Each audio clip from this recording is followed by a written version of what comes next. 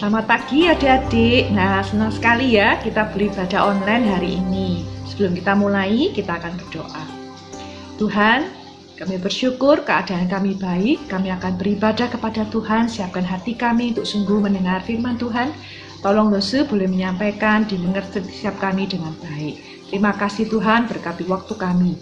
Dan nama Tuhan Yesus kami berdoa, kami berterima kasih. Amin. Hari ini saya akan bahas sebuah topik yaitu doa. Nah, tadi kita baru berdoa ya. Kita juga sering berdoa. Kalau kita mau makan, kita berdoa. Kalau kita mau tidur, kita berdoa. Kita mau ulangan, kita berdoa. Doa ini sudah sering kali kita lakukan. Tapi gimana pikiran kita tentang doa? Apakah doa itu seperti kita mengajukan permohonan? Banyak ya permohonan kita. Terus Tuhan kling, tiba-tiba kayak jini ya, langsung diiyakan.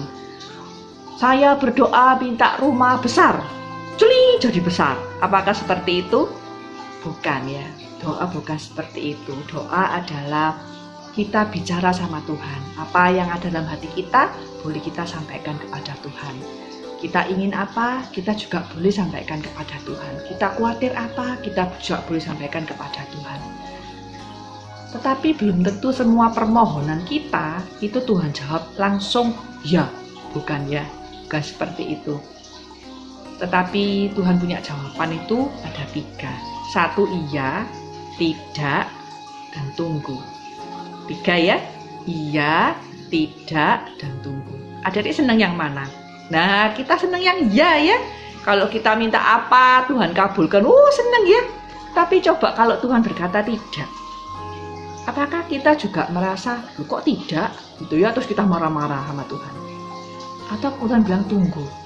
Ya, seperti itu ya. Tapi jawaban ini sudah seringkali harusnya ada dalam hidup kita. Bahwa Tuhan tidak selalu menjawab jawaban doa kita itu iya. Ada kalanya Tuhan akan menjawab tidak. Ada kalanya Tuhan menjawab tunggu. Tetapi semuanya itu Tuhan mendengar. Dan pasti jawaban Tuhan itu yang terbaik untuk setiap kita. Meskipun tidak, itu juga yang terbaik untuk kita. Ya, kita akan sama-sama merenungkan hari ini. Kita baca kitab dari Lukas 11 ayat 5 sampai 13. Perikop ini adalah hal berdoa. Terus bacain ya. Lalu katanya kepada mereka, jika seorang di antara kamu pada tengah malam pergi ke rumah seorang sahabatnya dan berkata kepadanya, saudara, pinjamkanlah kepadaku 3 roti. Sebab seorang sahabatku sedang berada dalam perjalanan singgah ke rumahku, dan aku tidak mempunyai apa-apa untuk dihidangkan kepadanya. Masakan ia yang di dalam rumah akan menjawab, jangan mengganggu aku, pintu sudah tertutup, aku anak-anak sudah tidur, aku tidak dapat bangun dan memberikannya kepada saudara. Aku berkata kepadamu, sekalipun ia tidak mau bangun dan memberikan kepadanya, karena orang inilah sahabatnya, namun karena sikapnya tidak malu itu, ia akan bangun juga dan memberikan kepadanya apa yang diperlukannya. Oleh karena itu aku berkata kepadamu, mintalah, maka aku akan memberikan kepadamu. Carilah, maka kamu akan mendapatkan. Ketoklah, maka pintu akan dibukakan bagimu. Karena setiap orang yang meminta menerima, dan setiap orang yang mencari mendapat, setiap orang yang mengetuk baginya pintu dibukakan. Bapa mana di antara kamu yang jika anaknya minta ikan daripadanya, akan memberikan ular kepada anaknya ganti ikan? Atau jika ia minta telur, ia akan memberikan kepadanya kalajengking? Jadi jika kamu yang jahat tahu memberikan pemberian yang baik kepada anak-anakmu, apalagi Bapamu yang di surga, ia akan memberikan Roh Kudus kepada mereka yang meminta kepadanya. Nah, ini tentang hal-hal berdoa ya. Tuhan berkata sebuah perumpamaan. Perumpamaan ini malam-malam orang gedok-gedok ya, gak tahu jam gedok-gedok, minta roti. Tapi kata sahabatnya ini, karena pokoknya gak malu ya, ketok-ketok tetap dikasih. Doa itu tidak boleh jemu-jemu dalam hal ini ya. Tapi Tuhan juga berkata hal yang baik sekali ya. Di ayat yang ke-11. Bapak mana di antara kamu jika anaknya minta ikan akan memberikan ular kepadanya? Gak ada ya. Gak ada bapak di dunia seperti itu. Atau jika ia minta telur akan diberikan kalajengking? Gak ada kan? Gak ada bapak di dunia seperti itu. Bapak di dunia ini kalau anaknya minta makanan pasti dikasih. Yosua percaya itu ya. Apalagi Bapak di surga, dia pasti memberikan. Nah, ayat yang ke-13 ya, dia bilang, jadi jika kamu yang jahat tahu memberi pemberian yang baik kepada anakmu, apalagi Bapakmu yang di surga.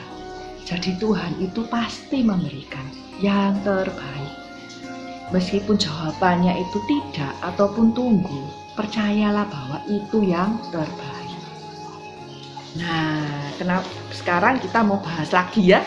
Kenapa sih doa beberapa itu Tuhan gak jawab? Nah, kita harus koreksi dulu 3 hal ini. Kalau semuanya sudah ya berarti kita harus tunggu saja. Ya, oke, ada 3 hal. Yang pertama, kita berdoa karena kita salah motivasi. Ya, kita baca di Yakobus 4 ayat yang ke-3. Mesti bacain ya. Atau kamu berdoa juga, tetapi kamu tidak menerima apa-apa karena kamu salah berdoa. Sebab yang kamu minta itu hendak kamu habiskan untuk memuaskan hawa nafsumu. 1 ya, salah berdoa. Kadang Tuhan gak jawab, kamu tidak menerima apa-apa jawaban dari doamu, itu karena salah berdoa. Motivasinya salah. Motivasinya itu hanya untuk memuaskan hawa nafsu kita. Contoh tadi ya, berdoa rumahnya besar, ada kolam renangnya. Nah itu juga berarti kan memuaskan dirinya kita sendiri. Nah itu pasti Tuhan gak jawab. Ya, misal kita saya minta 100 semua ulangan, tapi saya gak mau belajar, bisa? Saya percaya juga tidak, karena itu salah berdoa. Nah seperti itu contohnya ya. 1 itu salah berdoa. Yang kedua, kita itu tidak menurut kehendak Tuhan berdoanya. Itu ada di 1 Yohanes 5 ayat 14 dan 15. Yosua bacain ya. Dan inilah keberanian percaya kita kepadanya, bahwa Ia mengabulkan doa kita jikalau kita meminta sesuatu kepadanya menurut kehendaknya. Dan jikalau kita tahu bahwa Ia akan mengabulkan apa saja yang kita minta, maka kita tahu juga bahwa kita telah memperoleh segala sesuatu yang telah kita minta kepadanya. Nah, Tuhan tuh bicara ya, bahwa Tuhan tuh pasti mengabulkan doa kita. Jikalau, ya tulisannya, kita meminta sesuatu menurut kehendaknya. Nah, kalau kita berdoa sesuai dengan kehendak Tuhan pasti dikabulkan, ya. Nah, tapi seringkali kita berdoa itu bukan menurut kehendak Tuhan, tapi kehendaknya kita sendiri, ya, kayak gitu. Ya kayak tadi ya contohnya, lupa belajar, game sampai malam, besoknya ulangan, terus kita cepet-cepet berdoa, Tuhan tolong ya supaya saya bisa mengerjakan ini sekalipun saya gak belajar. Bisa? Gak bisa, ya. Itu juga tidak akan dikabulkan, karena itu bukan kehendak Tuhan. Nah, yang ketiga, Tuhan itu ingin kita menunggu karena Tuhan ingin mengajarkan kita sesuatu. Ya, itu cerita yang tadi kita baca ya, Lukas 11 ayat 5 sampai 13. Kadang memang Tuhan itu membuat kita menunggu jawaban doa, dan Tuhan ingin membentuk kita seperti apa yang Tuhan mau. Nah, jadi kalau kita tahu tentang doa tadi, nah kalau kita berdoa, cepat-cepat dilihat. Tadi saya salah doa enggak ya? Tadi saya cuma nurut kehendak saya atau kehendak Tuhan ya? Terus kalau Tuhan jawab tidak, Tuhan suruh saya apa ya? Tuhan suruh saya tunggu apa ya? Tuhan suruh saya gimana ya? Seperti itu. Jadi kalau Tuhan tidak menjawab, jangan cepat-cepat marah sama Tuhan, ya. Tapi koreksi diri kita, lihat motivasi kita sudah benar nggak? Sesuai kehendak Tuhan nggak doa kita? Yang ketiga, Tuhan memang minta kita tunggu nggak? Nah, kalau memang Tuhan minta kita tunggu, ya kita tunggu. Kalau Tuhan minta kita mencari, ya carilah. Kalau Tuhan minta kita mengetok, ya ketoklah. Jangan pernah jemu-jemu berdoa. Jangan karena kita berdoa terus gak dijawab Tuhan, terus kita marah, kita gak berdoa. Yang rugi adalah kita sendiri. Doa itu adalah satu hal istimewa yang Tuhan berikan buat setiap orang percaya untuk boleh berkata-kata kepada Tuhan. Nah, dalam waktu ini kita banyak di rumah, coba kita sering doa kepada Tuhan ya. Boleh ngomong-ngomong sama Tuhan, punya hubungan yang lebih baik dengan Tuhan. Dan kalian akan merasakan bahwa Tuhan itu Tuhan yang baik. Dia Bapa yang baik, Dia yang selalu memberikan yang terbaik dalam hidup anak-anak. Dia tidak pernah membiarkan dan meninggalkan kita. Sebagai Bapa yang baik, Dia pasti tahu memberikan yang terbaik untuk anak-anaknya.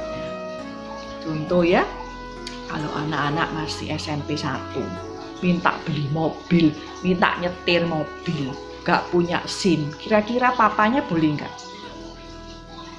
Mungkin ada ya yang boleh ya, tapi lo tak percaya bapak yang baik, dia kan nggak ngasih, karena itu belum waktunya dia punya mobil dan belum waktunya dia menyetir mobil, karena umur 17 ya baru boleh punya SIM seperti itu. Nah, Tuhan itu bapak yang baik. Dia tahu banyak hal jauh di depan kita. Yang terbaik pasti Tuhan berikan. Yang Tuhan tidak berikan berarti kita perlu tunggu. Nah, hari ini kita Father's Day ya. Bapak-bapak yang kita punya, bapak-bapak yang di rumah ya. Kita pernah nggak melihat mereka itu dan kita berterima kasih untuk mereka. Mereka itu bapak yang baik ya. Tidak memberikan yang kita minta ya. Juga kalau kalian minta roti, pasti dikasih roti ya. Kalau kita anak-anak minta apa, Bapak yang baik itu selalu memberikan yang terbaik. Kalau papa belum beri, berarti itu memang belum dibolehkan untuk kita. Nah, sebagai gambaran Bapak yang baik, nah kita juga punya Papa yang baik di rumah ya.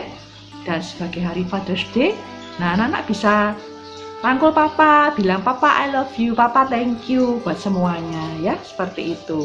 Dan kita juga punya Papa yang baik sekali, Papa di surga yang selalu mendengar doa kita, yang selalu memberikan yang terbaik dalam hidup kita.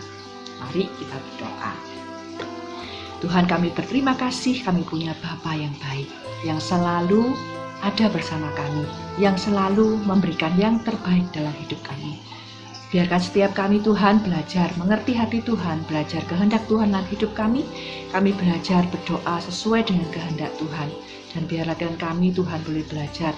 Sekalipun mungkin jawaban doa itu tidak ataupun tunggu, kami boleh belajar berterima kasih bahwa Tuhan yang baik itu tahu waktu yang tepat, saat yang tepat untuk menjawab setiap doa kami.